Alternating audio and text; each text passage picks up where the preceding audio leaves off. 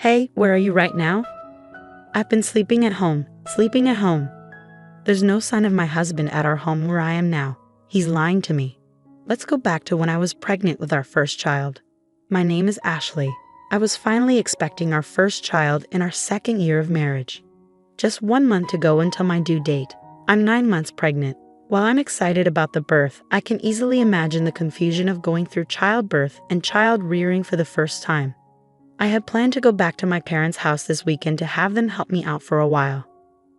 I mentioned the idea of going back home to my husband during the stable period of my pregnancy, but I thought he had probably forgotten, so I brought it up again today. While I was relaxing and watching TV, my husband casually mentioned, "Heading back to your parents?" "Oh yeah, you mentioned that. If you're going, just go. I can handle things here just fine without you." I was shocked by his dismissive tone, but I didn't want to argue, so I decided not to argue back. "Well, I'll be going back this weekend. Our baby is due next month, and I plan to stay there for a month or two after giving birth. So I'll probably be back in about 3 months. Please make sure the baby's room is clean and ready." Okay. I would have done it anyway. "Oh, and I can't see you off this weekend because I have to work." "Oh, all right." I had hoped he would at least come with me to the station, but that hope faded fast. I knew he was always busy with work, even on weekends. But I wish he would think about how hard it will be for me, heavily pregnant and with lots of luggage, to manage on the train. I understand he's busy, but I do feel lonely sometimes. I don't want our soon-to-be-born baby to feel lonely either. Plus, I'm worried about whether we can raise our child together like this. When did he become so distant? With these mixed feelings, I started packing. Since I still had time before going to my parents' house, I decided to send most of my luggage through a delivery service. I had already cleaned the house from top to bottom when I started my maternity leave early. They say pregnant women have a nesting instinct. I had set up a crib and prepared a space for the baby, excited to start our new life as a family of 3. When I returned after 2.5 months, I found that my husband was being really messy despite my efforts to clean up before leaving. Maybe I cleaned too early, but still he seemed to have forgotten how to live in a tidy home. He'd leave half-empty drink bottles lying around and ignore the cardboard boxes from his online shopping. I realized that I'd never seen him cook or clean since we got married. Even though I kept trying to tidy up, things only got messier, and I started worrying about the state of the house while I was away. But with the baby coming soon, I had to focus on preparing for childbirth. The weekend came quickly, and I went to my parents' home. Meanwhile, my husband didn't even see me off to work. While I relaxed at my parents' place, I stayed in touch with him through emails every day and called him about every 3 days. But gradually, he started ignoring my calls more often. When I managed to get through to him, I noticed he'd been avoiding my calls lately. I asked, "You've been hard to reach lately, are you busy?"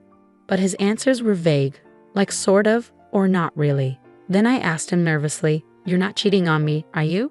I've heard some men do that when their wives are pregnant. He sounded annoyed and denied it, saying, "No, why would I do that?" It's frustrating to be accused. Feeling uneasy, I quickly apologized. Having these worries while carrying our precious baby wasn't good for my mental health. I needed to trust my husband, I decided. A few weeks later, I started having labor pains. As I prepared to go to the hospital, I called my husband. I felt embarrassed to show how much pain I was in, but I really wanted him there when our baby was born. I thought surely he'd be touched by the birth of our child. I'm in labor. It usually takes about half a day for the first baby to arrive, so if you leave now, you should make it in time. I really want you here when the baby is born. You can even cut the umbilical cord. When I asked him to come, my husband sighed in annoyance. "What? You want me to come by train right now?" "Sorry, I'm tired too, I can't. I have work tomorrow." I was shocked. "Are you still talking about work at a time like this? Our baby is being born. Isn't our child more important than work?" He snapped back, "Stop it. My job can't be replaced. This is a once-in-a-lifetime moment, I know. But my work is crucial. If I don't do it, it won't get done. Can't you understand? I have to go, I'm busy," and he hung up. I tried to convince him, but he wouldn't listen. As I sobbed through the pain of labor, I wondered why he was so indifferent to our child's birth. From the moment I found out I was pregnant, my child became my priority. But as a father, he seemed so distant. So I faced childbirth alone. The pain lasted a whole day, and the next day, a beautiful baby boy was born. The baby was so tiny, adorable, and dearly loved. After leaving the hospital, my parents doted on him, teaching me all sorts of things about taking care of him. Within a month, I had gotten pretty good at giving him baths. My parents worried about me though. "Are you sure you're okay with your husband? We can't help but worry about you when we leave."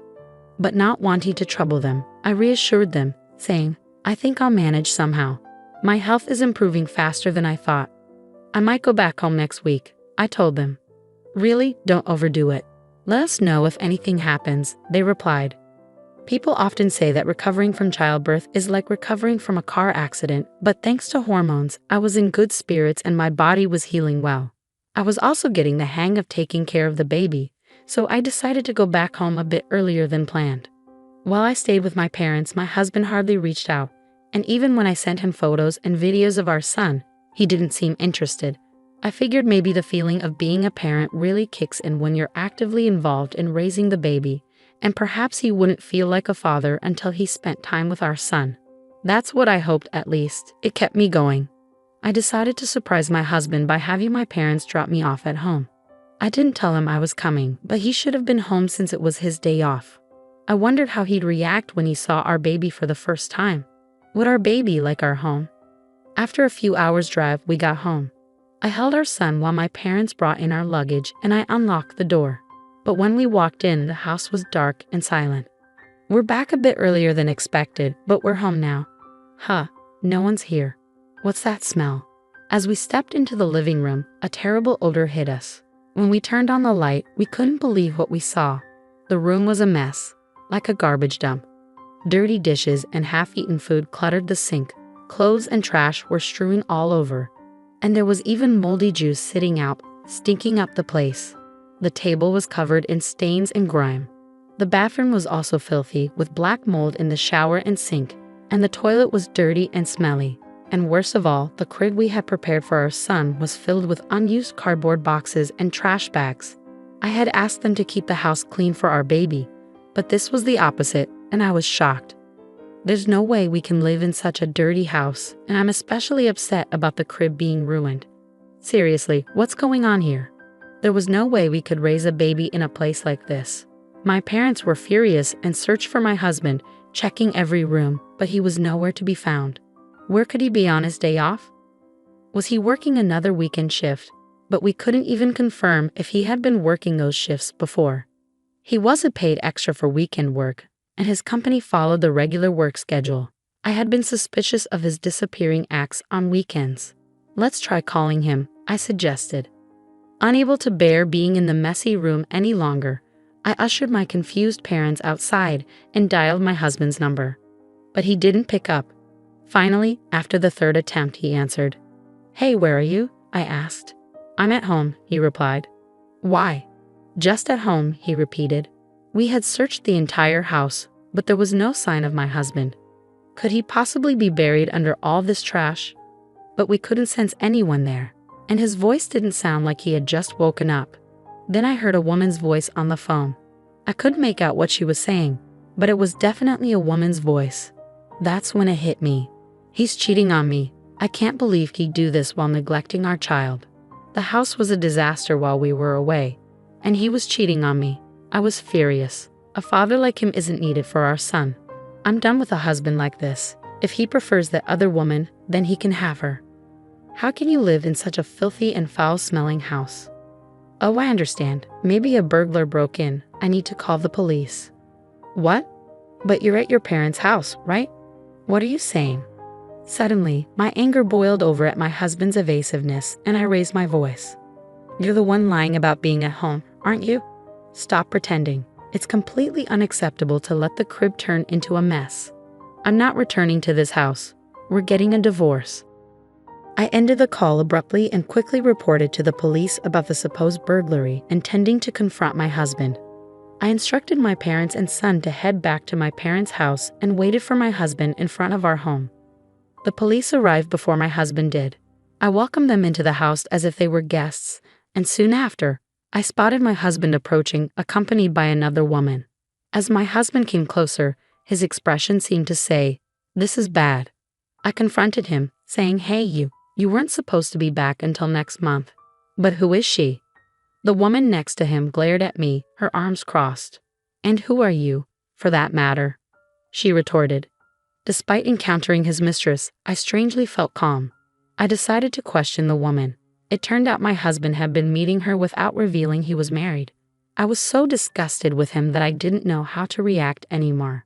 "Hey, at least let me explain," my husband pleaded, trying to grab my shoulder, but I slapped his hand away, not wanting him to touch me. "Don't touch me. It's disgusting. The police are checking the room right now. I hope you're embarrassed having them see the mess you've made. I'm leaving now. You can explain to the police. Goodbye." Leaving them stunned, I went back to my parents' house, ignoring the numerous calls from my husband.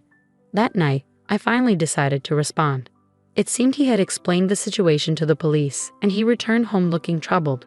It must have been embarrassing for him to see the police struggling in the messy room, but he brought it upon himself. After being rejected by the woman he had been deceiving, all that was left for him was shame and a wrecked house. "Please, I'm sorry. Come back. I've been looking forward to seeing our son," he pleaded. If he truly felt sorry, he should have come to my parents' house at least. Thinking he could apologize over the phone and everything would be fine shows what kind of person he is. I can't imagine a future with him. Even though you never showed any interest before, you suddenly care? You weren't even there when I gave birth, despite me asking you to come several times, I pointed out. "Well, I thought you knew that I would. I'll clean up the room. I can't do household chores without you. I need you," he pleaded. I could imagine my husband growing more desperate and flustered on the other end of the line as I continued to reject him. "No matter how much you beg, it's not happening. You should have stuck with that woman. If you can't handle housework, have her do it for you," I responded firmly. "But that was just a fling. It was a momentary lapse. You're the only one for me, Ashley," he insisted. "A fling? Weren't you seeing her every time you said you had to work overtime?" I countered. "Well, that's a different..." He trailed off, unable to explain himself. I pressed my husband, who was mumbling incoherently, and he confessed that he had been cheating on me with multiple women from his high school that he had reconnected with at a friend's wedding party. He's a scumbag either way. There's no point in talking, I thought to myself as I listened to him desperately apologizing, his voice close to tears. "I can't believe it. You disgust me. Were you planning to touch our son with those hands?" "Unthinkable," I said, feeling a chill run down my spine. I won't do it again. I'll come to pick you up right now. I want to see you and our son. I'll prove my sincerity. Let's go home together," he pleaded. I couldn't believe what I was hearing from his defiant voice. What was he thinking at this point? "I can't trust you. There's nothing more to talk about. I'll raise our son on my own," I declared firmly. "Ashley, please forgive," he began, but I hung up before I could hear the rest of his words. The sound of the call ending echoed emptily in my ear, and that marked the end of our short marital life. Half a year has passed since then, and I've decided to start working, relying on my parents for support. Once I've saved up enough money, I intend to leave my parents' house and start living on my own with my son. I'm in the midst of divorce negotiations with my husband, mainly for the sake of alimony. Despite his limited experience living alone, my husband is apparently unable to manage household chores, and most of his meals are from dining out, leaving his house in disarray. However, that's no longer my concern. I will do my best, showering my son with abundant love and care.